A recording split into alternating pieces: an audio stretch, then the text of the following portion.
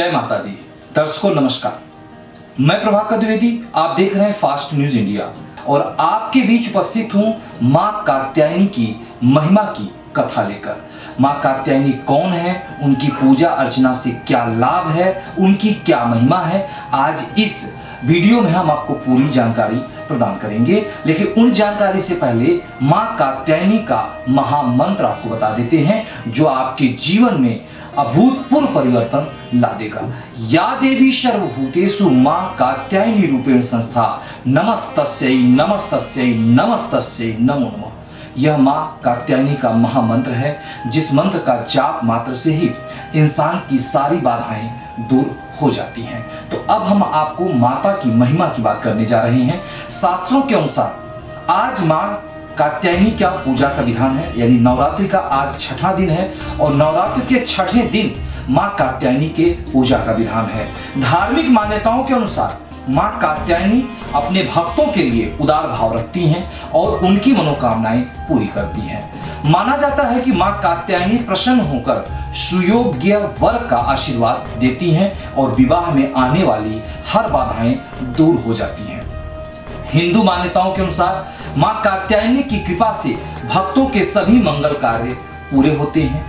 जानिए मां के जन्म के पीछे की कहानी। अब हम आपको माता के जन्म के पीछे की कहानी बता रहे जा रहे हैं कि माता का जन्म क्यों हुआ था।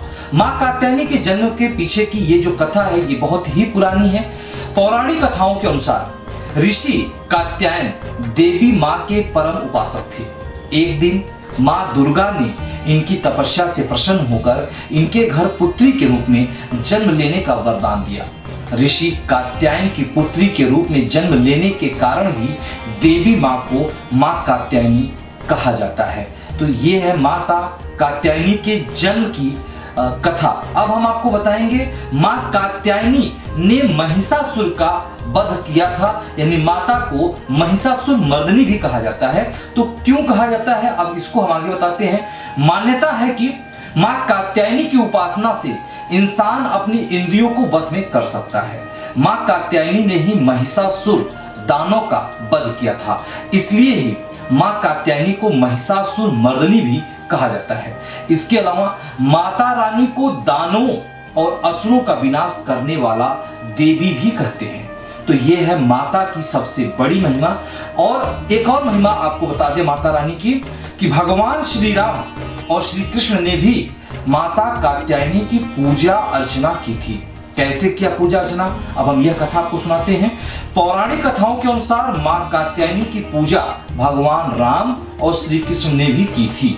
कहते हैं कि गोपियों ने भगवान श्री कृष्ण को पति के रूप में पाने के लिए मां दुर्गा के इसी रूप की पूजा अर्चना की थी। मां दुर्गा ने सृष्टि में धर्म को बनाए रखने के लिए यह अवतार लिया था। अब हम आपको दर्शकों बता दें माता के पूजा का विधि विधान, क्योंकि किसी भी प्रकार की मांगलिक कार्य हो, पूजा प्रार्थना हो, विधि विधान से करने पर ही वह फल देता है। तो सबसे पहले हम बात करते हैं कि सबसे पहले सुबह जल्दी उठकर स्नान आदि से निवृत्त हो जाएं और फिर साफ स्वच्छ वस्त्र धारण कर लें। मां की प्रतिमा को शुद्ध जल या गंगा जल से स्नान कराएं। मां को पीले रंग के वस्त्र अति प्रिय हैं, इसलिए पीले रंग का स्वतः वस्त्र पहने। मां को स्नान कराने के बाद पुष्प अर्पित करें। मां को रोली कुमकुम लगाएं। मां को 5 प्रकार के फल और मिष्ठान का भोग लगाएं। मां कात्यायनी को शहद का भोग अवश्य लगाएं। मां कात्यायनी का अधिक से अधिक ध्यान करें। मां की आरती भी करें।